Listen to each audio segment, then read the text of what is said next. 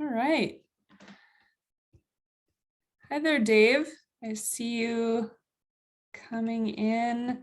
We'll wait another minute or so to let anybody else jump in here. Otherwise, we will start soon. Thanks for joining us. Hi, everybody. Hi there. Another one coming in. Start.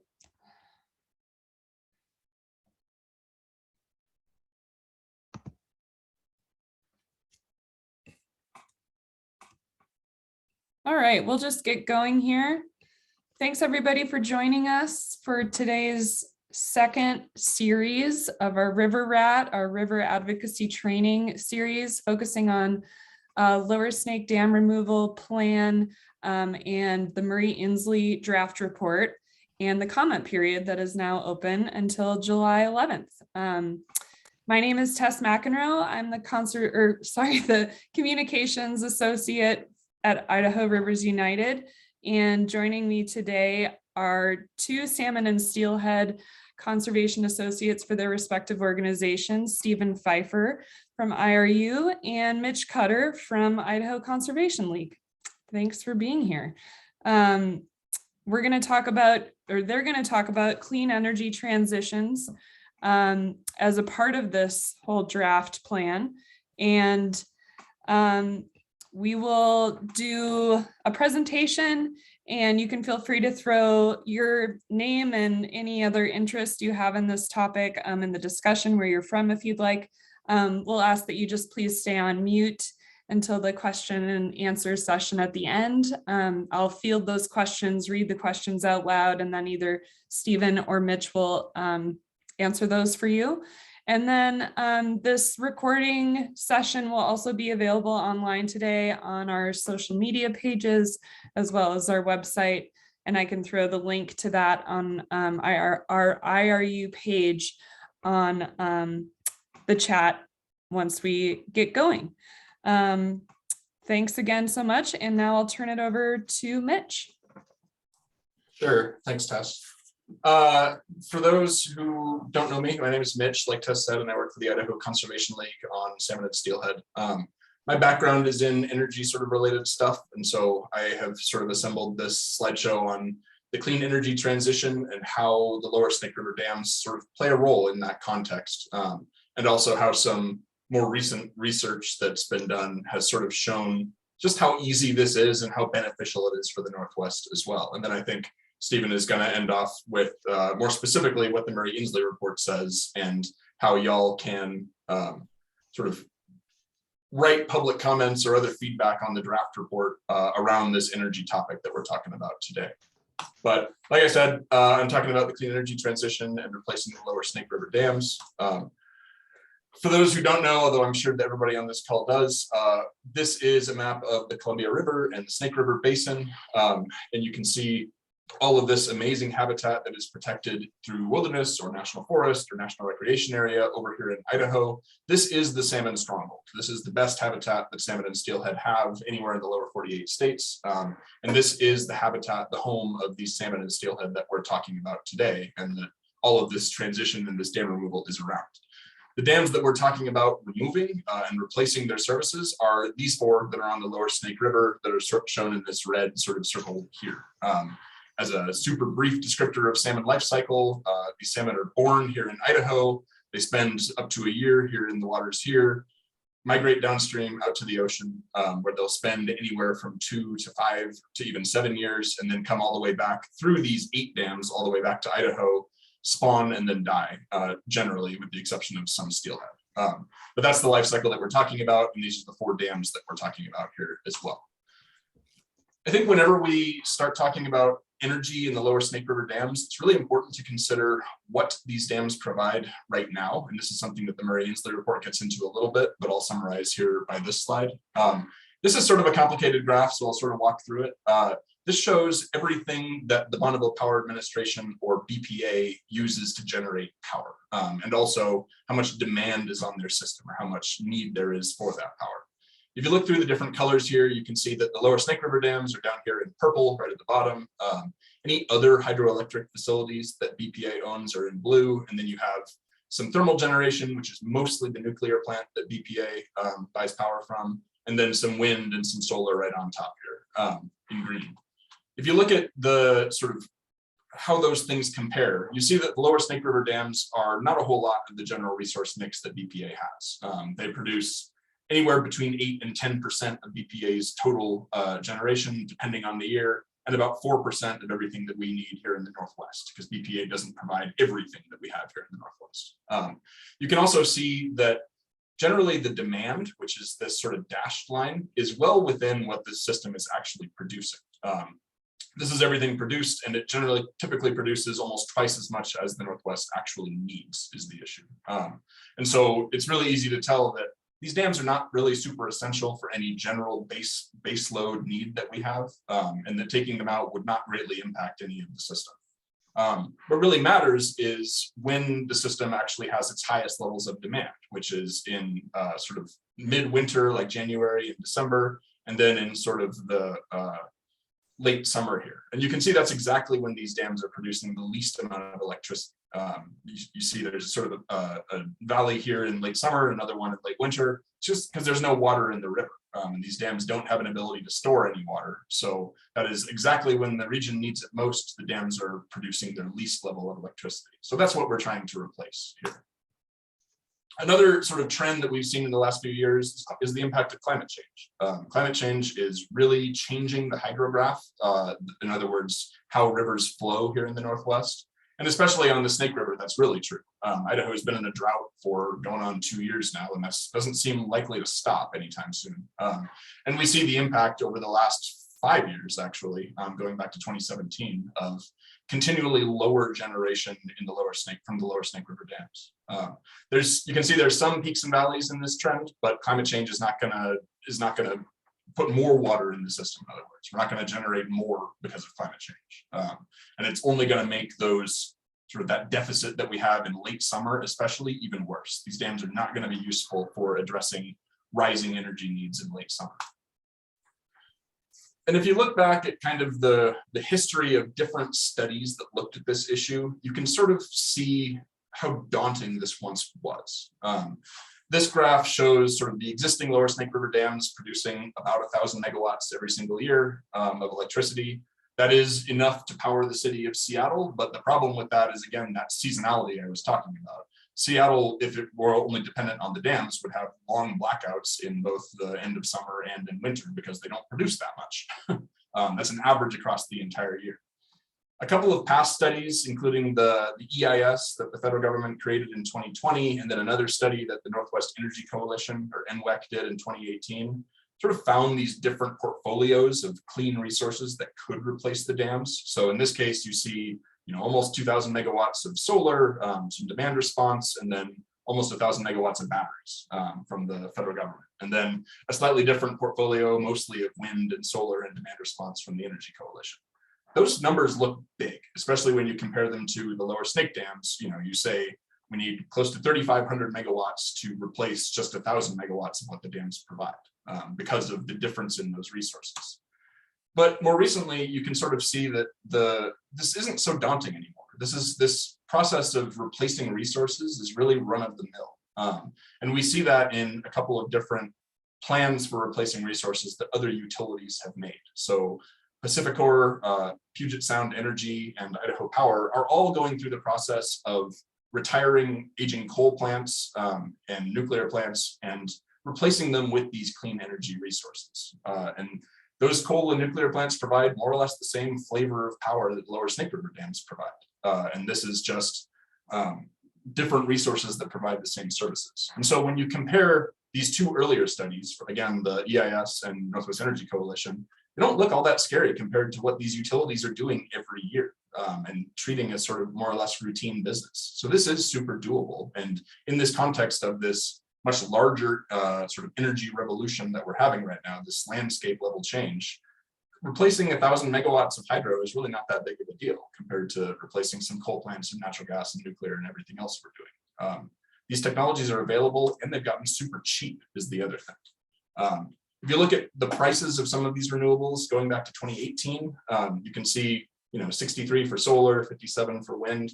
In just a couple of years, those prices have, been cut in half, if not even a little more. So solar dove by more than half, wind was cut by almost half, and then batteries especially, going from 152 megawatt or $152 to $82 for a kilowatt is pretty crazy. And that has sort of all created this revolution and this change that we're seeing, where utilities say these coal, nuclear, and natural gas plants are just not in the money for us anymore, and we want to replace them with something cheaper that can provide the same levels of service. And we've seen that happen. And those cost declines are expected to continue, I think, as we all know. If you look out another 10 years, you can see these declines are going to keep going. And frankly, if you look back at the last 10 years, we beat these projections. And so I'd play a good bet that we're going to beat these projections again, and the renewables are going to be even cheaper in 2030 than this chart seems to suggest. Just as one example of sort of how this has played out in a very specific and Idaho-specific case is Idaho Power. Back in 2019, Idaho Power looked at everything that it needed for the next 20 years, for all the way out till 2040. And this is when considering that they were going to be shutting down some coal plants and shutting down maybe some natural gas plants as well. They decided that they only needed 60 megawatts of batteries and 345 megawatts of solar to replace all of that. Just in a couple of years, with the changes in battery prices especially, they radically changed their forecast of what they're actually going to build in the next 20 years. 1,400 megawatts of solar, 700 wind, and almost 1,700 megawatts of batteries. That's crazy. That is a landscape level change that we're talking about right here in Idaho. And that is because of their decisions to retire coal plants a little earlier than they thought they would, and also to build less natural gas plants in the future than they would. They're going to use renewable resources instead. And that's a really crazy thing for Idaho Power and for Idaho in general. The last thing that I'll say on sort of this context is just to sort of talk about the sea of resources that want to come onto the system right now. In this energy landscape, we talk about interconnection queues a lot. These are sets of resources that want to be interconnected into the system. They want to have a transmission line brought to them so that they can generate power and bring it out to customers and sell. BPA on their transmission system that they own a lot of here in the Northwest has over 50,000 megawatts in the queue. That is 50 times the level of production that the Lower Snake River dams produce every year. The other Northwest utilities, not BPA, also have 15,000 or 50,000 megawatts in the queue. So that's 100,000 megawatts of power that wants to come online here in the Northwest, but is not able to right now. California alone has more than 100,000 megawatts in the queue. And if you look at some of these requests for proposals or the sort of the bidding processes that these utilities search for resources through, PacifiCorp in 2021 wanted about 4,000 megawatts of power. They got bids for 36,000. In the same way, Puget Sound wanted about 3,000. They got 18,000 bids in bids. And so there really is this like flood of resources that wants to be built that cannot, but they're ready and willing to replace something like the Lower Snake River dams. I want to talk a little bit now about some more newer research that a firm called Energy Strategies has done this year on behalf of the Northwest Energy Coalition. Energy Strategies also did that 2018 paper that I referred to earlier. But I think what's really interesting about the work that they did this year, which is more of an update of that paper, is that they started looking at not just replacing the dams on a one-for-one basis, replacing every megawatt that they provide, but looking across the system and across the region and really considering what does BPA need and what do customers here in the Northwest need in the future for resources. And you can see sort of the results of some of that research. And basically what they did is they assembled a different portfolio of these renewables to sort of fill every one of these needs or these planning objectives that they set out.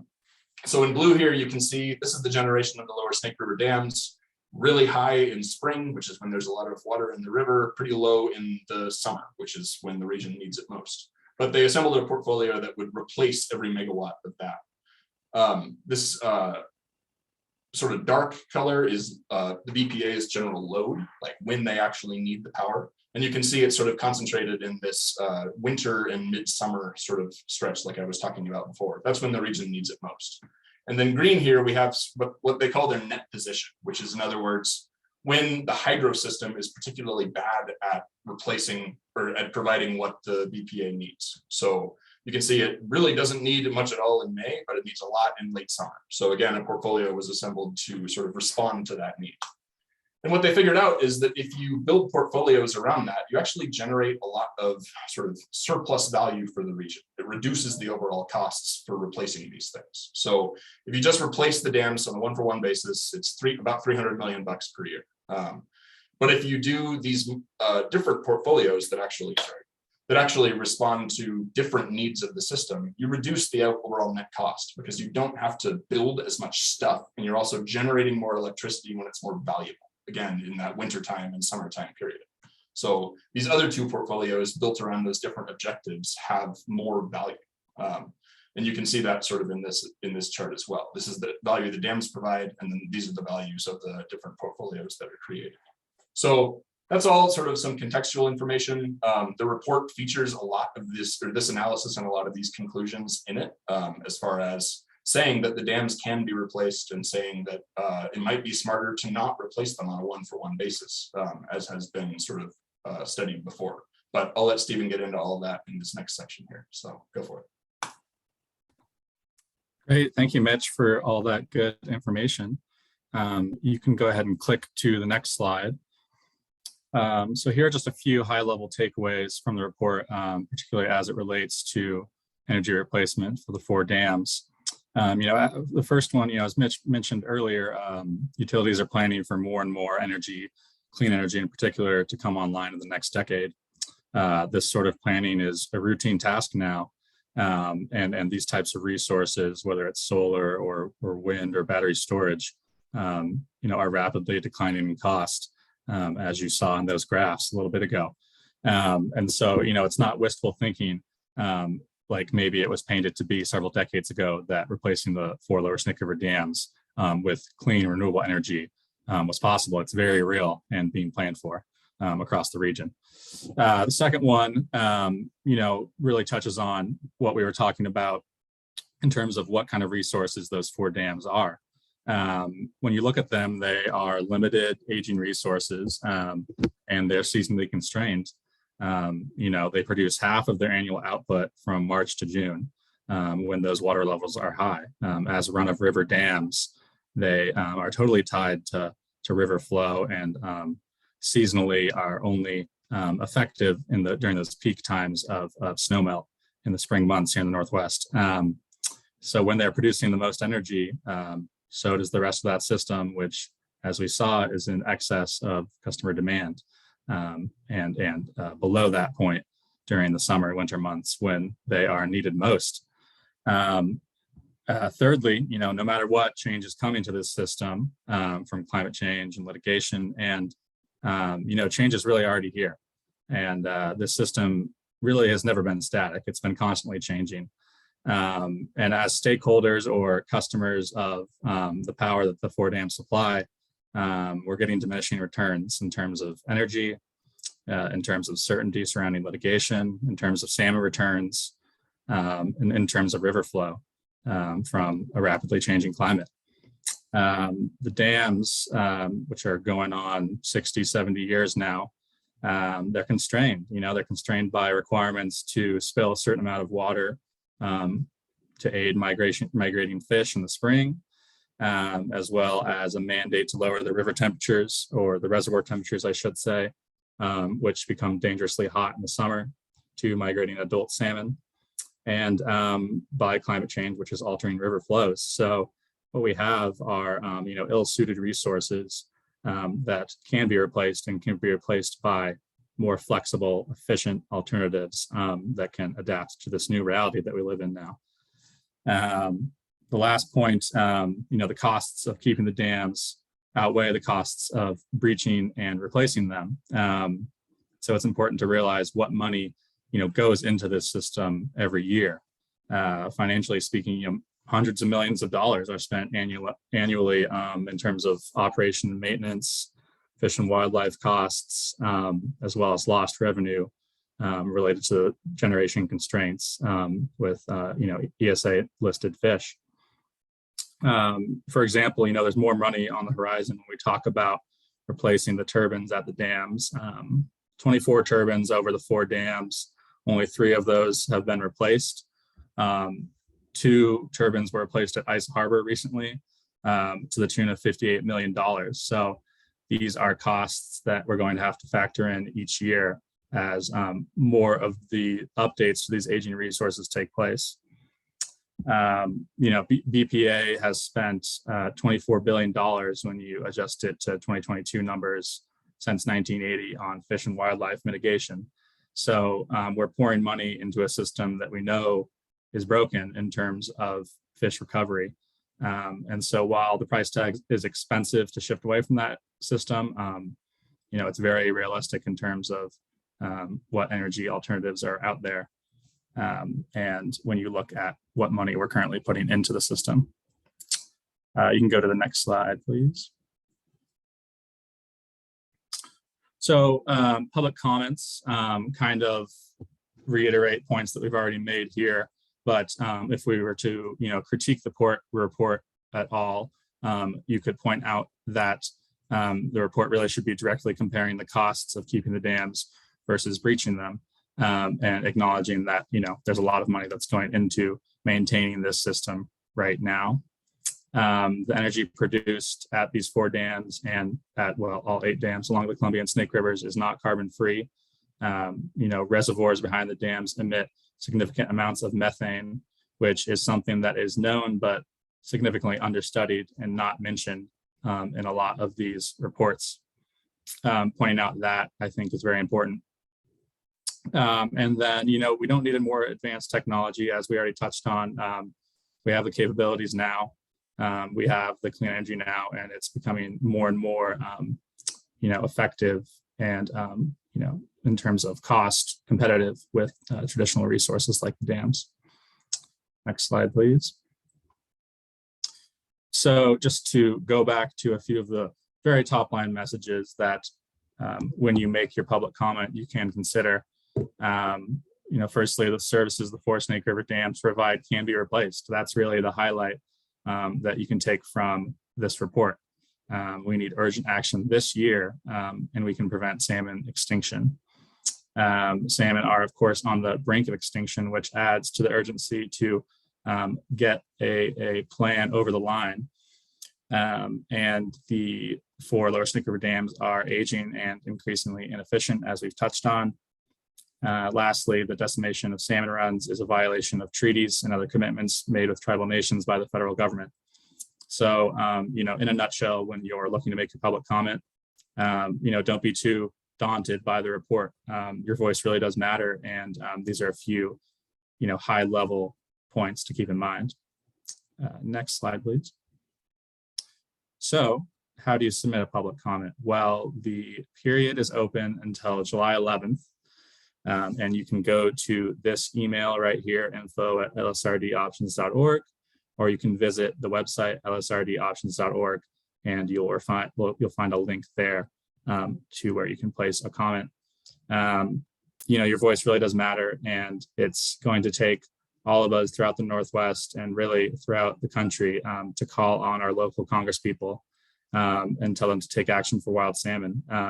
We need to make sure that Jay Ensley and Patty Murray come out of this process as firm salmon advocates that advocate for Lower Snake River Dam breaching.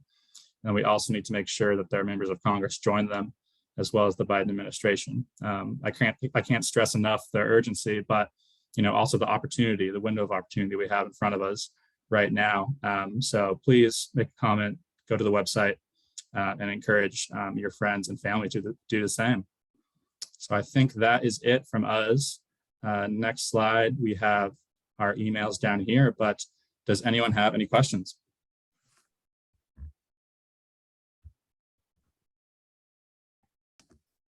Thanks, Stephen and Mitch. Just in the meantime, while folks might be thinking about questions, I'm going to throw the link in the chat to our River Rat resource page. This one will be online there right after, shortly this afternoon. And then I'll also just tag on to that and really encourage you all to, while some of this might be fresh in your mind, or feel free to watch the other recording, to go then and make your public comment now while it's all kind of, while we're thinking about it and talking about it.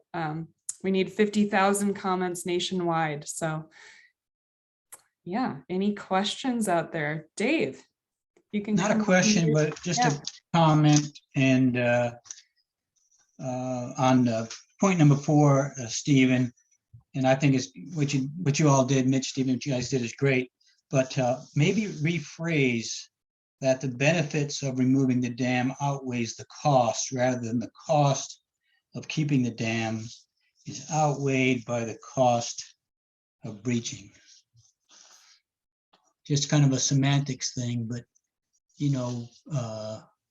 paying the money to restore the river and restore the fish and meet our tribal justice responsibilities, the benefits of that far outweigh the costs. And we think about well, you all know the story, the ecological benefits that in totality include orca and everything in the Snake River Basin relative to marine-derived nutrients, outfitters and guides, sport and commercial fisheries, on and on and on. I think maybe just making the public aware that the benefits of removal outweigh the costs. Yeah, I think that's a good point. I think that's a good point, Dave. Sorry to drag that on. Yep. No, you're all good. I think that's a good point. And I think it's obvious if you look at the benefits, especially the intangible benefits, that they greatly outweigh the benefits of keeping the dams. I think the point that we're trying to make too is that it's, even if you don't count those things, it's more costly to keep these things in place than to breach them. And that's the economics of the whole thing. So even if you don't care about fish, even if you don't care about tribes or orcas, it's still cheaper, right? So that's the point. Yeah, no, Thank great you. point, Dave. And I think that, we're just looking at a tiny sliver of the whole picture when we focus on the energy side of things. But of course, the benefits of a restored wild salmon fishery go far beyond just, the removal of those 4 impediments.